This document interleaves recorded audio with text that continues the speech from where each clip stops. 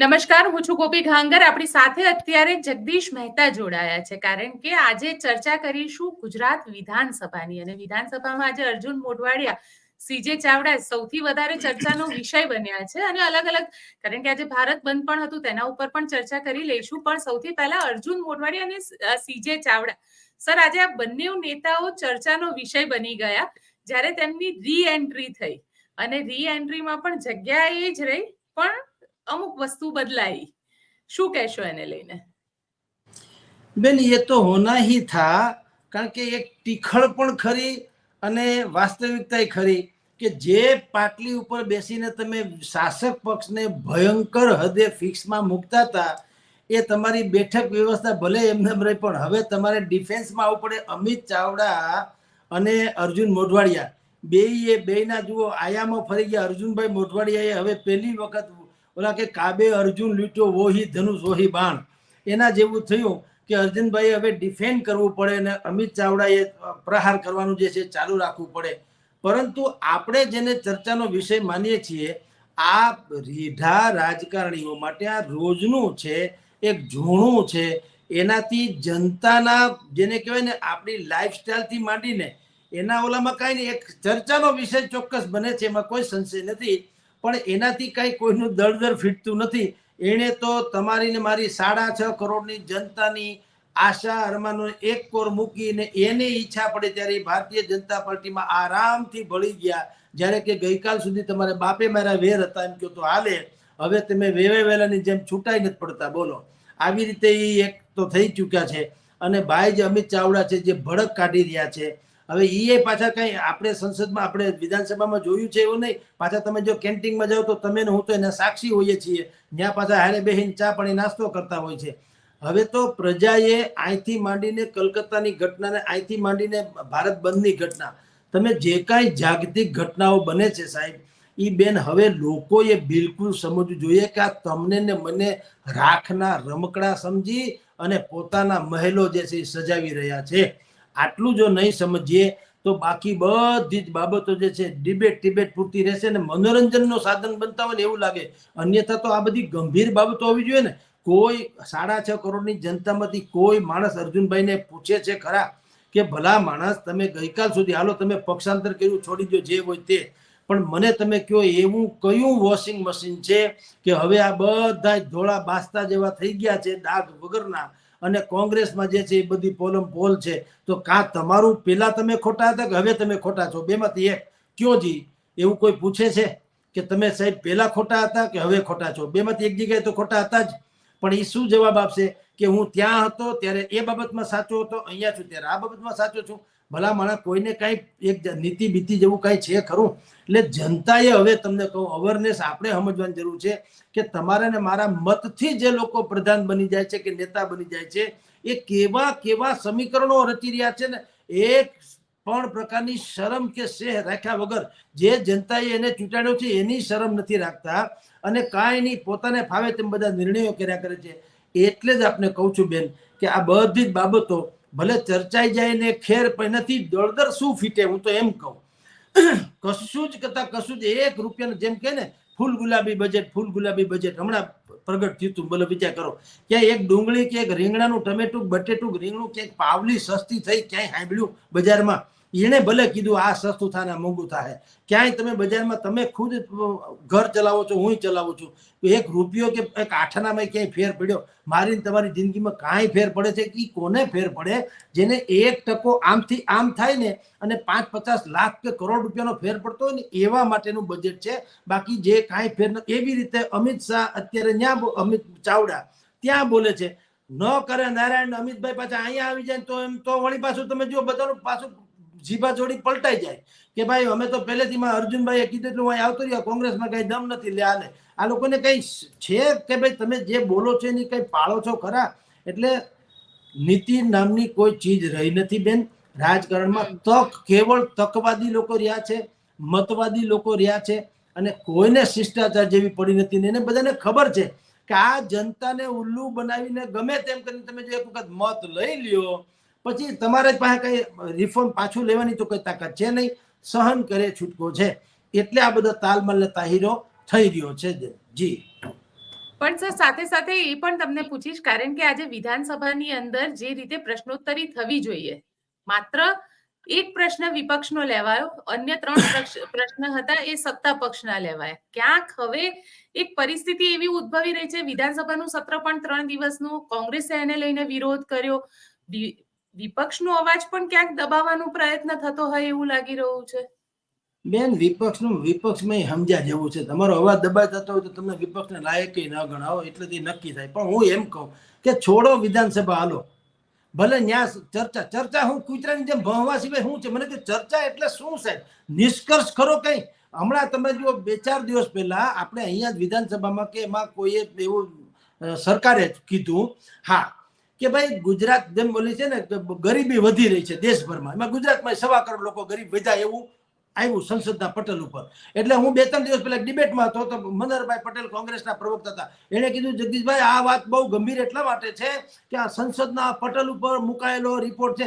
એમ તો સંસદના પટેલ ઉપર એમ કે 3 ટ્રિલિયન ડોલર થઈને ભારતને 5મી મહાસત્તા બનાવીશું. તો જ્યાં તો તમે એમ કહો છો કે આ તો જૂઠની આખી પરિભાષા બોલે છે, કેવળ જૂઠ ને જૂઠ. એટલે દરેક રાજકારણીઓ સાહેબ પોતાને જે જોતું હોય ને એટલું એ પકડી લે. સંસદમાં ચર્ચા, માની લો કે આજે 3 દિવસનું સત્ર છે ને એક પ્રશ્નોત્તરી કાળ નથી રાખ્યો, 2 ઘડી માની લો કે 15 દિવસથી હાલો બજન છૂટે ગાંગરો તમે તમારે લ્યો, પણ એનાથી શું થવાનું ખરું? કઈ દાખલા તરીકે ચર્ચા થાય ને પછી એમ હોય ને કે શાસક પક્ષ અમુક જવાબ ન આપી શકે તો એને ભાઈ રાજીનામું આપી દેવું પડે ને આ કાયદો બદલાવી દેવો પડે, તો હજી ઠીક. ભાઈ તમે એમાં ન્યાય એને હરાવી દો એટલે શું? પણ એમ કહું, ચર્ચા થાય તો ચર્ચા તો કેટલી, આની પહેલા બધી ચર્ચાઓ થઈ, ચર્ચાને કારણે શું થયું મને કઈ કોઈ સમજાવે ખરા? આ બજેટ ફૂલ ગુલાબી છે, ચર્ચા વિરોધ પક્ષવાળાએ કીધું આવું કઈ છે નહીં, આવું કઈ છે નહીં, ખોટું છે બધું. શું થયું? પાવલોએ કોઈએ કઈ ઇધર ઉધર કર્યું? નાણામંત્રીશ્રીએ કોઈ ખરડો પાછો ખેંચી લીધો? એને જે કરવું એ કરી લીધું. તો એનો મતલબ શું છે સાહેબ? એટલે સંસદમાં કે વિધાનસભામાં તમને ન બોલવા દે, પણ તો તમારામાં એવી તાકાત કેમ નથી? કોઈ મંત્રીની મજાલ શું કામ હોય કે જો દેશની કે પ્રજાની વિરુદ્ધની કોઈ પણ ખરડો લઈ આવ્યા હોય તો એ કોઈ પણ મત વિસ્તારમાં જઈ શું કામ જવો જોઈએ? પ્રદર્શન કરો, પિકેટિંગ કરો, અને એને ક્યાંય ગરવાદીઓમાં એની એક પણ સભા થવા દોમાં, એમાં હાહાકારમાં જે એના ઘરે એને હુવાઈ દોમાં. હું તો એમ કહું, નાગરિક તરીકે તમારા બધી તમે અધિકાર છે લોક વિધાનસભામાંથી માંડીને ઘર સુધીનો તમારે પિકેટિંગ કરવાનો, હાહાકાર મચાવી દો તો માણસ તમારી એમ તો લોકતંત્રમાં બીજું શું થઈ શકે? પણ વિધાનસભામાં થાય ને ઠીક છે, એ રેકોર્ડ ઉપર રહીને બધી વાત. પણ એનાથી સાહેબ આ 75 વર્ષથી હું તો કહું છું, આપણે સાંભળીએ છીએ ફૂલ ગુલાબી બજેટો આવતા રહ્યા, છેવાડાના વિસ્તારના લોકોનો ગરીબી દૂર કરશો ને હરામ ખાયા, કાંઈ કોઈ દૂર ઈ જ્યાં અંદર સુખી થયા, હોનાના હિંડોળે ઈ હિંચકે છે. આપણે તો એનું હજી 2 ટાણા ખાવાનું એક નહીં. આ દુનિયામાં ઇન્સાન કરોડો એવા છે, ના સિંહ મહી કો ખેતર છે, ના ગામ મહી ઘર રહેવા છે. આજની તારીખે 75 વર્ષ પછી આને આ હાલત હોય તો શું મતલબ બેનારો કયો? એટલે આ બધું નાટક. હવે લોકસભામાં તમે જુઓ કેટલા દિવસ સુધી, ઓલે વખતે આખું સત્ર એમને ફેલ ગયું, હો હા કરીને ફેલ ગયું. એનો તો પગાર ભથ્થા તો ચાલુ થઈ ગયા. લોકસભાનું જે થવું થાય, પ્રજાનું જે થવું થાય. હું તો કાંઈ ડીંડકે બંધ કરવું જોઈએ, કાંઈ ચર્ચા બર્ચા કુછ નહીં. બાદ જે સરકાર જેના હાથમાં હોય નિર્ણય કરે, તમને યોગ્ય લાગે તેને ગરવાદીઓમાં, તમારા પ્રજામાં, તમારા વિસ્તારમાં ગરવાદીઓમાં એમાં કરો તો એને મજા આવે. સંસદમાં તો શું છે, દરેક પ્રોટોકોલ પ્રમાણે છે. તમે વિરોધ પક્ષના માણસો છો, તમને એટલી સુવિધા મળે છે, ભાઈને એટલી સુવિધા મળે. ખાલી ફાકા ફોજદારી છે ને ટાઈમ પાસિંગ જોબ છે સાહેબ, બીજો કોઈ મતલબ નથી આનો. સંસદમાં બોલવાથી કે વિધાનસભામાં બોલવાથી ક્યાં કોઈ થઈ જાય છે? કાયદાનું કામ કરે છે. તો આ અહીંયા શું થયું પશ્ચિમ બંગાળમાં લ્યો, આ છે કે નહીં વિધાનસભા ન્યાય બધું કેન્દ્ર સરકારે કીધું, રાજ્યપાલે કીધું, ડોક્ટર આખા દેશભરના ડોક્ટરોએ કીધું, સ્વયં મમતા બેનર્જીએ કીધું ફાંસી આપો, ફાંસી આપો. પણ કોણ આપે? એટલે તમારી તો સરકાર છે, મારે દેવાની હોય કયો જગદીશભાઈ તાત્કાલિક આવે તો મારે અહીંથી પ્લેન પકડીને જવું પડે કલકત્તા, હું દઈ આવું ફાંસી. એટલે મારે દેવાની છે. તમારા હાથમાં તો કાયદો છે. આ બધા કેવા ખોખો રમે છે એકબીજા, કબડ્ડી કેમ ખોખો રમે છે. તને ખો આપો, ઓલાને ખો આપો, ઓલાને ખો આપે, અને પ્રજા તમે જુઓ હાવ નિર્માલ્ય થઈને જુએ આ બધો તાસીરો. એટલે આરોપી પકડાઈ ગયો, એને ગુનો કબૂલી લીધો, ત્યાં પાછું પકડાવાનો એટલું નહીં, ગુનો કબૂલી લીધો, તમારી કસ્ટડીમાં છે. આખું જગત જાણે છે કે આનાથી નર્ધમમાં કોઈ કૃત્ય હોઈ શકે નહીં. તો હવે ઈ ક્યાં માહીન છોકરો છે, એને પૂરું કરો ને ડખો મટે. આખો દેશ 5 દી સુધી ડોક્ટરો હડતાલ પાડે. તમે વિચાર કરો, આ દર્દીઓએ હું આ રેપ કર્યા છે છોકરી ઉપર, આ દર્દીઓનો કોઈ વાક છે? દેશભરના દર્દીઓએ કઈ આમાં સંડોવણી છે? તમે શેના માટે તેને કરો? જાતને સુધાર્યા વગર જગત સુધરે નહીં. એકબીજાને ખો આપવાથી કાંઈ નથી મેળ પડવાના. બધા પોતપોતાના રીંગણા હેકે ઓળાના, પોતપોતાના રોટલા હેકે છે. બાકી તમે વિચાર કરો, આખા દેશને ગધેડે ચડાવ્યો, ભાઈ કોઈ શું કરે? એક ગામમાં આવું થઈ ગયું, ઠીક છે, થઈ ગયું તો થઈ ગયું, એને કોઈ જસ્ટિફાય તો કરતું નથી. એની સજા જે આપવાની છે પોલીસે આપવાની છે, આપી જે કરવું એ કરે. દેશભરના લોકોનો ક્યાં પ્રશ્ન? અહીંયા કોકનો ઓક્સિજન ઉપર હોય, બિચારા કોકના હાજા માંદા હોય, કોઈ શ્વાસ લઈ શકતો હોય, કોકને કિડની ફેલ હોય, કોકને કાંઈક છે, કોઈને કોરોનાની અસર છે. છેલ્લે વાત તો સર ડોક્ટરની સિક્યોરિટી ની આવે છે ને, કારણ કે છેલ્લે એ પણ તો ડોક્ટર છે ને. પણ સાહેબ આખા ક્યાં એવું છે કે હવે દુનિયામાં સિક્યુરિટી તમારે જોતી હોય તો આખા દેશમાં હડતાલ પાડવી પડે એવું છે બેન? એવું હોય કોઈ દિવસ જિંદગીમાં? આ તો તમારું સંગઠન છે એટલે તમે પાડ્યું. તો અમારી સિક્યુરિટી શું? અમે તો દર્દી છીએ, દર્દીની સિક્યુરિટી શું? હાલો, એને કઈ પોલીસ વાળો રિપોર્ટ મને આવીને મારો કઈ કેસ હોય, મારા ફેફસા બગડી ગયા કે કિડની ફેલ થઈ ગઈ કે ફલાણું થઈ ગયું, ઓક્સિજનનો બાટલો જોઈએ કે મારે વેન્ટિલેટર ઉપર રહેવું છે, તો મને કોણ પોલીસ વાળો મૂકશે? ડોક્ટર સિવાયનું કોઈનું કામ છે નહીં. તો તમને એ ખબર ના પડે કે ભાઈ જે બનાવ બન્યો પશ્ચિમ બંગાળમાં બન્યો, એક જ હોસ્પિટલમાં બન્યો, બરાબર? આખા દેશમાં એવું બનવા માંડ્યું ને ચારેકોર તો ઠીક છે. એટલે ભાઈ એક દેશમાં એક પ્રાંતમાં બન્યું છે, ત્યાં પાછા પોલીસે પકડાઈ ગયું, બધું થઈ ગયું ને, જે થવા કરે છે ભલે થાય. પણ તમારે એમાં હડતાલ ઉપર ઉતરીને આખા દેશના દર્દીઓ ઉપર આટલો અત્યાચાર કરવાની શું જરૂર છે? કેટલા લોકો, તમે વિચાર તો કરો બેન, ગામમાં થી માણસો અહીંયા રાજકોટમાં આવે તો રાજકોટમાં જો શિકાયત કરતા હોય કઈ બરાબર સુવિધા નથી તો ગામડાની હાલત તો કેવી છે? હવે ત્યાં એ ભાઈ અપવાસ ભાઈ એમ કે હું આંદોલન કરું છું, એટલે ધોળા કટલા મેં તમને આગળ દાખલો દીધો એમ. ભ્રૂણ હત્યા કરો એ દીકરી ઉપરનો અત્યાચાર નથી બેન? દેશમાં 30 કરોડ દીકરીઓને જન્મતા પહેલા મારી નાખવામાં આવે છે, આવો યુનાઇટેડ નેશનનો રિપોર્ટ છે. ઉત્તર પ્રદેશમાં બહુ સારા એક પ્રોફેસર રિસર્ચર્સ છે, એણે કીધું ઉત્તર પ્રદેશ અને પંજાબ, હરિયાણા આ બે પ્રાંતમાં સૌથી વધુ હાલત છે. દીકરીઓને અલ્ટ્રાસાઉન્ડ થી માંડીને બીજી બધી ટેકનિકથી લોકો તપાસી લે છે અને ભ્રૂણ હત્યા કરે છે. એ કોણ કરે છે? આ સફેદ પોસ્ટ ડોક્ટર નહીં તો કોણ કરે છે? મને કયો. એમાં તો કોઈ બીજાનું કઈ હાલવાનું છે નહીં. તો એ અત્યાચાર નથી? દીકરીને જન્મવાનો અધિકાર નથી? તમે વિચાર કરો જી. પણ સર એમાં લોકોની માનસિકતા અહીંયા જવાબદાર આવે છે ને. એમાં ડોક્ટર શું કરે? ડોક્ટર થોડો એમ કે છે કે તમે જબરજસ્તી આવો ને અમે કરીએ. ઓકે, ધારો કે હું કહું છું કે મારી ત્યાં દીકરી અવતરવાની છે ને હું ડોક્ટરને કહું કે ભાઈ આને મારે જન્મમાં દેવી નથી, તો મારું તો કઈ હાલે એમ છે નહીં ને? ડોક્ટર તો ઇન્વોલ્વ થાય છે ને. ડોક્ટરે કેવું શું કામ ન કેવું જોઈએ કે તમારી વાત સાચી પણ આમાં સોરી અમે કઈ કરી શકીએ નહીં, કાં મારે સંયમ જાળવવાનું, કાં મારે દીકરી ઉછેરવાની. આ તો તમને પૈસા આપું માગો એટલા, એટલે તમે અમારે ત્યાં એબોર્શન કરાવી નાખો, એને સત્યાનાશ કરીને દીકરીને જન્મતી પણ આ અત્યાચાર નથી? એટલે જો મેં આની પહેલા એક વખત એક વાત કરી હતી, વિધાન જે કાફી ચર્ચિત રીતું કે બુદ્ધિવાદીઓ, શાળાની બુદ્ધિશાળી નહીં, બુદ્ધિવાદીઓ પાસે બળાત્કારના વાજિબ કારણો હોય છે. બોલો, એ એવી વાત કરે કે તમને એમ લાગે સાંભળીને કે ના આ પ્રમાણે તો આ જ થઈ શકે, બીજું કઈ થઈ ન શકે. સાહેબ આવા એક્સક્યુઝ જે છે ને એને કારણે આપણે પછાત છીએ 85% હોવા છતાંય. વિધર્મીને અથવા તો કટ્ટરવાદીને, તમે ભલે તમારી દ્રષ્ટિએ ભલે એ કટ્ટરવાદી છે કે ભાઈ લોકોની માનસિકતા આવી છે તો ડોક્ટર શું કરે? પણ ડોક્ટર જે કરી શકે તો એને કરવું જોઈએ. મારી માનસિકતા ખરાબ છે પણ ડોક્ટર એમાં સામેલ શું કામ થવું જોઈએ? એને ભાગીદારી કહેવાય, એ તો સહમતી. આ વાત છે બેન જી. પણ સવાલ અહીંયા એ પણ ઉભો થઈ રહ્યો, આપણે ચર્ચા રાજનીતિની કરી રહ્યા હતા અને આજે ભારત બંધનું એલાન આપવામાં આવ્યું અને સુપ્રીમ કોર્ટના ડિસિઝનની વિરુદ્ધમાં ભારત બંધનું એલાન આપવામાં આવ્યું અને ઘણો બધો ગુજરાતનો આદિવાસી વિસ્તાર જે છે એ આજે સજ્જડ રીતે બંધ રહ્યો. એ ડેડિયાપાડા હોય, એ છોટાઉદેપુરનો વિસ્તાર હોય, નવસારીનો વિસ્તાર હોય, આ બધા જ વિસ્તારો સજ્જડ રીતે બંધ રહ્યા હતા આદિવાસી વિસ્તારોની અંદર. આને આપ કઈ રીતે જોઈ રહ્યા છો? કારણ કે ક્યાંક સુપ્રીમ કોર્ટની વિરુદ્ધમાં આજે, અને એવું નથી કે ખાલી આદિવાસી એટલે કોંગ્રેસના ધારાસભ્ય આવે, આમ આદમી પણ સાથે આવી અને ભારતીય જનતા પાર્ટીએ પણ આને સમર્થન આપ્યું. એટલે ક્યાંક એક બંને પણ સમર્થન મળ્યું. બેન આખો ગાડરિયો પ્રવાહ છે ને શાકમાં કોળું જાય છે. સુપ્રીમ કોર્ટે એસસી એસટીમાં જે લોકો સુખી સંપન્ન થઈ ગયા, 3-3, 4-4 પેઢીથી ને સચિવ કક્ષા સુધી પહોંચી ગયા, ખાધે પીધે સુખી થઈ ગયા ને સમાજમાં સમરસતા બલકે એનાથી ઊંચેરું સ્થાન પ્રાપ્ત કરી ચૂક્યા છે, એવા લોકોને ક્રિમિલિયર ગણાવ્યા ને એમ કીધું કે તમે ભાઈ થોડા ખસો, તમારા બીજા ભાઈઓ જે છે એનો વારો આવવા દો. હવે આનાથી ઉત્તમ તો વાત બીજી કઈ હોઈ શકે? એને એમ નથી કીધું કે તમારા 27% આટલા લોકો બાદ હવે એ જગદીશભાઈને આપી દો તો ઠીક છે, બ્રાહ્મણને, વાણિયાને, ફલાણાને તો ઠીક છે.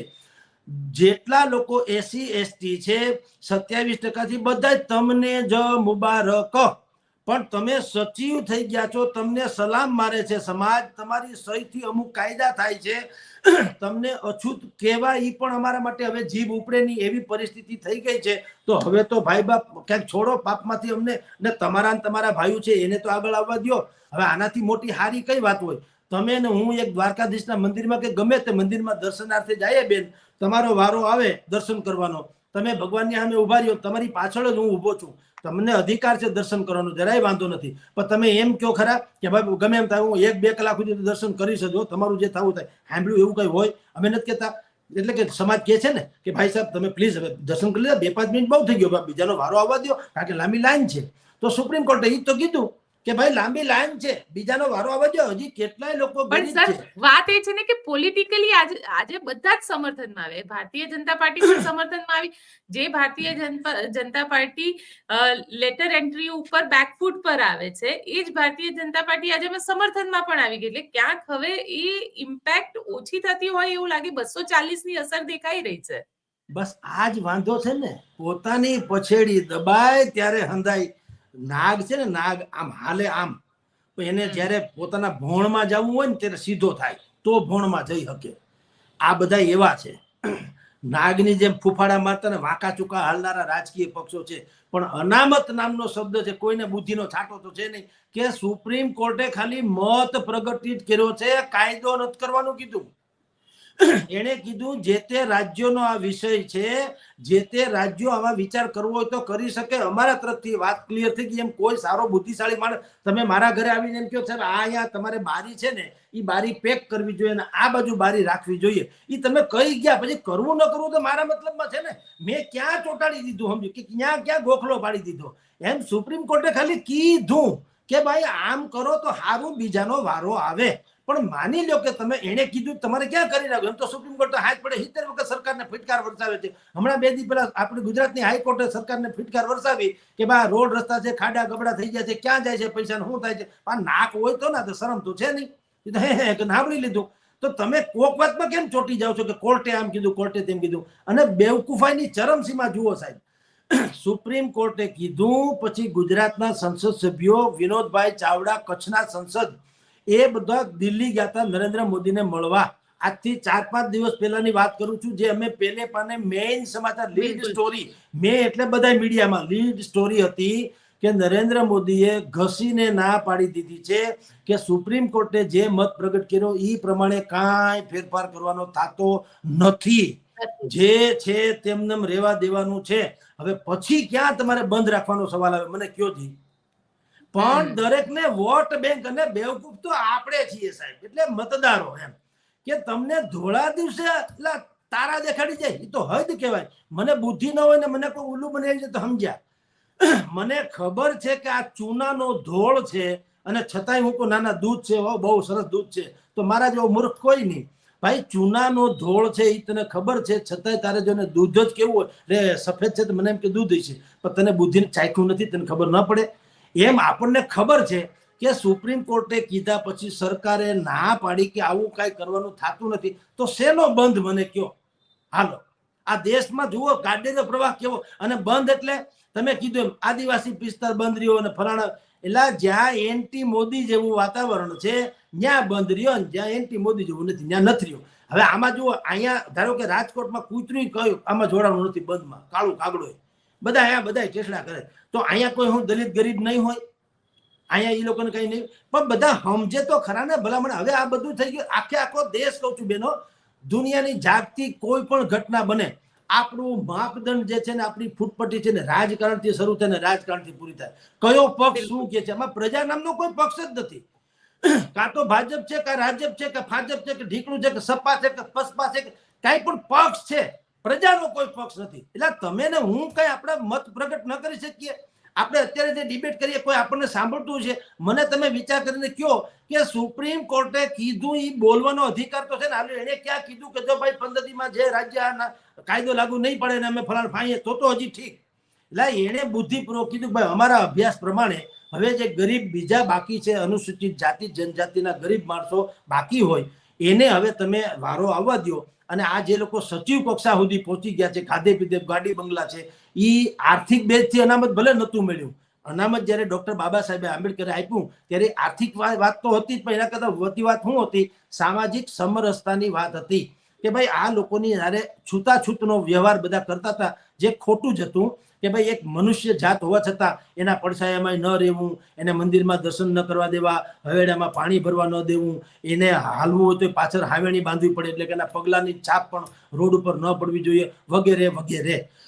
પણ એ જે તે સમયે થઈ ગયું, પાપ એ થઈ ગયું. મેં તમે નથી કર્યું, આપણા પૂર્વજોએ કર્યું. પૂર્વજોનો પાપ જો હોય એનું જો મને અત્યારે પ્રાયશ્ચિત તરીકે આ સજા મળવાની હોય તો એક જમાનામાં અમે રાજા હતા, એટલે ઉના ગામ હતું, ઉના જુનાગઢ જિલ્લાનું, ત્યાં ઉનેવાળ બ્રાહ્મણોનું રાજ હતું. લાવો લ્યો મારા રાજમાં મારો ભાગ લાવો લ્યો. એટલે આ તો બધું હાલે છે કેવું કઈ સમજે હાણા વગર કે ઈ પાપ જેણે કર્યું એને. હવે શું છે? હવે તમે ને હું જાણીએ છીએ, શહેરમાં આપણે રહીએ છીએ, આપણે હોટલમાં કોઈને પૂછીએ છીએ તમે કેવા જ્ઞાતિના છે, આ રોટલી બનાવે છે બેન કોણ છે? પૂછ્યું કોઈ દી? આપણે 5 સ્ટાર હોટલમાં જઈએ છીએ, કોઈને પૂછ્યું છે કે બેન કઈ જ્ઞાતિના છે? મને બ્રાહ્મણના હોય તો રોટલી આપજો, ફલાણાના હોય તો નહીં આપતો, બોલ્યા કોઈ દી? તો હું હાલી મળ્યા છે ગાંડરિયા પ્રવાહની જેમ. પણ જેને આની ઉપર રોટલા શેકવા છે, આના ઉપર તેનું ટાગરથી ના હાલે છે, ઈ લોકોને ઈ કે છે બંધ પાડો, ને આખું ગામે બંધ પાડ્યું છે. બોલો, જ્યાં જે લોકો બંધ, કોઈએ પ્રશ્ન ન પૂછ્યો કે ભાઈ આવો કઈ છે તો નહીં? સરકારે ના પાડી દીધી, સુપ્રીમ કોર્ટ તો કીધું હાલો, પણ સરકારે તો ના પાડી દીધી. તો બંધ રાખવાનો ક્યાં? સરકાર હા પાડે અથવા વિચાર કરે અથવા એમ કે ભાઈ અમે બિલ રજૂ કરશું, સંસદમાં ચર્ચા કરશું, ખરડો કરશું, વિપક્ષોને મનાવશું, માની જશે તો અમે કાયદો લઈ આવશું, કાયદો લાવ્યા પછી રાષ્ટ્રપતિની સહી થાય, બંને સદનમાં એ કાયદો પસાર થાય, રાષ્ટ્રપતિની સહી થાય અને ફલાણા દિવસે લાગુ પડે. આવું કઈક ચાલતું હોય તો તમારું બંધ વાજિબ છે. પણ જયારે હોય ઝાટકીને ના પાડી પછી ક્યાં પ્રશ્ન આવે? હું તો એમ કહું. બિલકુલ. એટલે સાહેબ આવું છે, આખો દેશ, દુનિયાની કોઈ પણ ઘટના બને, મોંઘવારી હોય તો ભાજપ શું છે, કોંગ્રેસ શું છે, બેરોજગારી હોય ભાજપ શું કે કોંગ્રેસ શું કે છે, સ્ત્રીઓની સલામતીની વાત હોય ભાજપ શું છે, કોંગ્રેસ. એટલે ભાજપ કોંગ્રેસ ભાજપ. તો આપણે શું પૂતળા છીએ? માણસ નથી? આપણો કઈ પક્ષ ન હોય, આપણે કોઈ ન કહી શકે ગેટ આઉટ, મારે તમારી કઈ વાત સાંભળવી નથી. પશ્ચિમ બંગાળમાં ઘટના બની, અહીંયા ડોક્ટર હડતાલ પર કોઈ કહી ના આપવું જોઈએ? પ્રજા ભેગા થઈને તમે અમારા નામે અમારી પાસે, અચ્છા તમે ડોક્ટર શું કરે છે? એના બિલનું કોઈ જાણે છે? કોઈ ફિક્સ રેટ છે? અહીંયા ફરસાણનો ભાવ બાંધણું હમણાં હાથે માઠામાં આવે ને, અમારી સરકાર ભાવ બાંધણું કરશે, ગાંઠિયાના આટલા કિલોમાં આટલા રૂપિયા ભાવ લેવાના, જલેબીના આટલા, આનાથી વધારે નહીં, મેસૂદના આટલા. તો આ ડોક્ટરનું કયો જી? પેટ ચીરવાના આટલા, મગજના આટલા પૂટલા. હવે હાથ અડવાના 1200 રૂપિયા લે સાહેબ ડોક્ટર એવાય છે, અને સરદોય મટાડી નથી શકતા. અડધી ABCD રોકી લે ને એટલી તો ડિગ્રી છે એની, સરદું નથી મળતું લ્યો, અને તોય 1200-1500 રૂપિયા ખાલી હાથ અડવાના લે છે. કઈ ભાવ થાલ? કોઈ ટેક્સ નું પૂછે છે ને? વકીલ એક સુપ્રીમ કોર્ટમાં એક વખતે એપિયર થવાના, સુપ્રીમ કોર્ટમાં આપણે સાંભળ્યું તો, ખાલી નામ નથી આપતો, વકીલોના નામ નહીં મને ખબર છે, 25 લાખ રૂપિયા, 25 લાખ રૂપિયા એક વખત સુપ્રીમ કોર્ટમાં એપિયર, એટલે કે પૂજ્યશ્રી પધારે કોર્ટમાં, જજ સાહેબની સામે મારો પક્ષ રાખે અને જજ એમ કે નહીં ભાઈ તારીખ ફલાણી, તોય કાંઈ નહીં, પોતાનું 25 લાખમાં ગેરંટી હોય ને કે ભાઈ તમને આજથી મફત નિર્દોષ છોડાવી દો, તો આપણે માન્ય કદાચ 25 લાખે હશે, હાલો. એટલે તમારું પાછું ઉપજતું તો કઈ છે નહીં. ઈ કે આવતી તારીખ ફલાણી, ભાઈને 25 તો આપી દેવાના, અને ઈ પણ બધા કઈ ઓલું તો ભરતા નથી. 25 લાખની આવક છે બધી બ્લેકમાં, કોઈ આપણે નીલ ભરે છે રિપોર્ટ જેને કહેવાય આવકમાં, અને કોઈ ટેક્સ તો ભરતા નથી. પણ ત્યાં કોઈ છંછેડવા જતું નથી. હું કામ? વકીલ છે, પોલીસ છે, ડોક્ટર છે, ફૂફાડા મારે સામે. આ તો મારા ને તમારા ઘરમાં ઝાંકવું છે, કારણ કે આપણે કઈ કરી શકીએ એમ નથી. એટલે આખું દેશમાં આવું ડખે ચલેલું તંત્ર છે. કાંઈ પણ હોય તો એની પેરામીટર સી, ભાજપ શું કે કોંગ્રેસ શું કે, ભાજપ શું કે કોંગ્રેસ શું. લા ભલામણા, આપણે 140 કરોડ શું કરવાના છીએ? એના માટીના રમકડા છીએ? તે ઈ કેમ કર્યા કરી? આપણે ભાજપને ન કહી શકીએ કે કોંગ્રેસને ન કહી શકીએ કે સડાપ આવો ડખો કરતા નહીં, મારે કઈ સાંભળવું એમાં બરાબર નથી. પણ એટલે જ કહું છું, આપણામાં અવેરનેસની ભયંકર ખામી છે, અને એટલા બધા વિતંગડા વાત છે. તમે મેરડી માને માનો, હું સંતોષી માને માનું, ઓલા વાઘેશ્વરી માને માને, ઓલા અંબા માને માને, આવું તેવું જે કઈ છે માની લ્યો, ઈ સહિતનું દરેક પ્રકારના વળગણો છે. એટલે બધા આ લોકો રાજ કરે છે. 140 કરોડની જનતા ઉપર. આ વળગણોની વાત ઉપર તમને પૂછી લઉં સર, કારણ કે ગુજરાત વિધાનસભાની અંદર આજે બિલ રજૂ કરવામાં આવ્યું, હર્ષ સંઘવીએ બિલ રજૂ કર્યું છે, અંધશ્રદ્ધા વિરોધી બિલ. અને અંધશ્રદ્ધા દૂર કરવાની વાત કરી છે કે જે લોકો અંધશ્રદ્ધા કરશે એમની વિરુદ્ધમાં કાર્યવાહી થશે. 6 માસથી લઈને 7 વર્ષ સુધીની કેદ અને 5,000 થી લઈને 50,000 સુધીના દંડની જોગવાઈ. સૌરાષ્ટ્રની અંદર સૌથી વધારે અંધશ્રદ્ધાના કેસીસ આવે છે સામે. પેલા બેન સાંભળો, કોઈ પક્ષ કોઈ એને પ્રશ્ન પૂછે છે કે ચાલો આજથી તમે નિયમ કર્યો છે, એનો અર્થ એમ છે આજ સુધી છૂટ હતી, મને કહી દો હાલો. ભલા માણા, હું આ બધા ઉલ્લુ બનાવવાના કારખાના બંધ કરો એને કે તમે આજ સુધી હું છૂટ હતી, તમે અત્યાર સુધી એમ હતું કે હા ભાઈ ગમે અંધશ્રદ્ધા કરે એને કોઈ પકડતું નહીં. તમારી જાણ ખાતર રાજકોટમાં જાથા નામનું એક તંત્ર છે, વિજ્ઞાન જાથા, તમે એને ઓળખો છો બરાબર છે. હવે એ ભાઈ પંડ્યાભાઈ જે છે એ હાથ પડે આવા કેટલી ઠેકાણે પોતે તરાપ મારે છે, પોલીસને લઈને જાય છે, પોલીસ એને પકડે છે. તમે જોજો ડખા કેવા હાલે છે, દુનિયામાં કેવું ચાલે છે. હું તો કહું ને, ભણેલા જેવા કોઈ પછાત નથી આ જગતમાં. અભણ માણસો તો અતિ બુદ્ધિશાળી છે. કેવા પછાત? ઓલા ભાઈને પાટિયું પકડાવે, એ લખે પાટિયામાં લખ્યું હોય કે અત્યાર સુધી હું આવા દોરા ધાગા કરતો હતો, કેટલાયને મેં લૂંટા છેતર્યા, કેટલાયની જિંદગી બરબાદ કરી, કેટલી બેન દીકરીઓની જિંદગી બરબાદ કરી, પણ હવે હું પકડાઈ ગયો, આજથી હું આવું કંઈ કરીશ નહીં, એટલે હે કે છોડી દેવાનું. તો આ એને ગુનાનો કબૂલાત કરી તો એફઆઈઆર ન થવી જોઈએ, એને સજા ન થવી જોઈએ. 2-3 દીકરીને આબરૂ કે સેંકડો દીકરીની આબરૂ બગાડી છે, અથવા તો કોકની છેતર્યા છે, એ પોતે કબૂલ તો કરે. પાછો 5 જણા પોલીસની સામે ફોટા રોજ છાપામાં છપાય છે, કોઈ ભોજ્યોભાઈ પૂછતું નથી. કેટલા ભલા માણસ તો એ કન્ફેસ કરી દે એટલે માફ. તો લાવો મને આપો, એક કામ કરો, 500 કરોડ રૂપિયા હું ખાઈ જાઉં, પછી હું પાટકી મારા ચોટાડી દઉં, ભાઈ તમારા 500 કરોડ હું ખાઈ ગયો, હે મને માફ કરી દેજો. લ્યો, કેવી દુનિયા જુઓ તો ખરા કે તમે કન્ફેસ કરો છો તો તમારે એ પોલીસ બાજુમાં ઉભો ફોટો પડાવે. બેવકૂફ, તારે એને હાથ કરીને નખાય. તે ખુદ કે છો કે મેં 2-3 દીકરીઓની જિંદગી બગાડી છે, મેં લૂંટ્યા છે, લોકોને ખખેરા છે અંધશ્રદ્ધામાં, તો તારી ઉપર તો કેસ થવો જોઈએ. કાં ઠાઈ નથી દેતા? જો હવેથી હું આવું નહીં કરું, હે કે બધા છૂટા પડી જાય, ખાઈ પીને બધા પાક પૂરું. હવે ખેલ બીજો પાછો બીજી જગ્યાએ. હવે આવી તો હાવ રેઢી કાણ હાલે છે. હવે એમાં ક્યાં તમે અત્યારે અંધશ્રદ્ધા વિરોધી કાયદો, તો અત્યાર સુધી હું ફેવરમાં હતો અંધશ્રદ્ધાની. અને વાત બીજી, આનું પેરામીટર શું? હાલો, દાખલા તરીકે હું કંઈક કરું ને કોક ફસાય તો એ અંધશ્રદ્ધા છે, 2 ઘડી માની લો. હું અહીંથી ગળોટિયા ગાળતો જાઉં છું ચોટીલાના ડુંગરા ઉપર, મને એવી શ્રદ્ધા છે કે માં ખોડલ કે માં ચામુંડા એ મારી જે વિપદા છે એ દૂર કરશે, બરાબર. હવે તમે એટલે કે જે અંધશ્રદ્ધા વિરોધી જે છે એના મનમાં શું હોય? એ એમ કે છે કે આ તો જગદીશભાઈની અંધશ્રદ્ધા છે, કઈ માતાજીના ડુંગરે ચડેથી કઈ પીએચડી થોડું થઈ જવાતું છે, એના માટે તો ભણવું જોઈએ. ભલે એનું લોજિક સાચું હોય, પણ મારી શ્રદ્ધા છે, ધારો કે ભાઈ મને ખોડિયાલમાં જે છે અથવા તો ચામુંડામાં જે છે એના આશીષ હશે તો હું પાસ થઈ જઈશ. હવે મારી શ્રદ્ધા છે ભાઈ સાહેબ. મારે કેમ જીવવું, શું ખાવું, શું પહેરવું, એવું તમે જ્યારે અમે ક્યારેક અમુક બાબતની ચર્ચા હોય ત્યારે આ માનવ અધિકારથી માંડીને મહિલા આયોગ સુધીના લોકો શું કહે છે કે તમે એમ ન કહી શકો મહિલાઓને તમે ટૂંકા કપડાં ન પહેરો. તમારે તમારા છોકરાને કહેવાનું શાંતિથી રહ્યો. લે તો હું કામ? તો અમારે શું પહેરવું અમારું મન જાણે. તો મારે ચામુંડમાને માતા માનવી એ મારી ઈચ્છા નહીં. એમાં તમારી મારે સર્ટિફિકેટની શું જરૂર પડે કે મારી આ શ્રદ્ધા છે કે અંધશ્રદ્ધા? એમાં તો માં ચામુંડ છે. બધા દેવાલયો છે, સરકાર જે પોતે દેવાલયોને કોણ જીર્ણોદ્ધાર કરે છે? પ્રજા, આપણે સરકાર, બરાબર. ક્યાંય સાંભળ્યું કોઈ ભગવાન સોમનાથ ભગવાન છે ત્યાં હું જાઉં દર્શન કરવા તો શંકર ભગવાન કે આવો જગદીશભાઈ ચા પાણી પીને જજો, એવું છે? એ તો લિંગ એમ છે. હું જાઉં, નરેન્દ્ર મોદી જાય, એ તો છે, એ છે. તમે માનો છો કે મહાન છે, એ તો છે, એ હકીકત છે, પણ બીજું તો કઈ છે એનું સાક્ષાત્કાર તો નથી. તો એને તમે શ્રદ્ધા ગણશો કે અંધશ્રદ્ધા ગણશો? હાલો લ્યો. એટલે સાહેબ આ બધું ટાઈમ પાસિંગ જોબ છે. સરકારને જ્યારે ભીહમાં આવે બુદ્ધિપૂર્વકની ત્યારે ગતકડું વેતું મૂકી દે. ભાઈ રૂપાણીએ આવી કાયદો કાઢ્યો તો ગૌ હત્યાના કેસમાં જે કાંઈ થશે તો અમે એને વાહને જપ્તે કરશું ને ભાઈને કરોડો વર્ષોની જેલ. કાંઈ આ હદું કપાઈને ખાઈ પીને ઠેસલા કરે હરામ ખાયાઓ. કાંઈ થતું નથી બેન. કાયદા બધા તો ડોક્ટર આંબેડકર સાહેબે આખું બંધારણ ઘડ્યું તો એનામાં હું કમી હતી? તમારે નવા કાયદા કરવા પડે? હાલી શું મળ્યા? તો પાલન નથી કરવું તમારે અને ઉલ્લુ બનાવવા છે. આજનો દી નીકળી જાય એ બાને એમ. એક દી આવું ડીંડક કરે ને તો વિરોધ પક્ષવાળા બીજું કઈ ભાષણ તમારા કાળા કૌભાંડ ખોલે નહીં. આમાં ચર્ચામાં વયા જાય. બાવા સાધુમાં આકલા ડાકલામાં ઠમક કરવામાં દી નીકળી જાય. 3 દિનનું તો સત્ર છે, 2 દી તો વયા જાય. ત્રીજા દિવસે વળી હલો જય ભારત. અને એમાં પાછી પ્રશ્નોત્તરી ના હોય. પ્રશ્નોત્તરી એ એક દિને રાખી છે સમજ્યા જેવી. તે અમે બાંધવામાં અડધો દી બાંધવામાં જાય ને અડધો દી ખુલાસામાં જાય. પતી ગયું, વાત થઈ ગઈ પૂરી. સાહેબ આ તો વર્ષોથી આમનામ હાલે છે. પ્રજાએ પોતે જાગૃત થવું પડે ને આવા બધા જે નાટક હાલે છે એ બંધ કરાવવા પડે.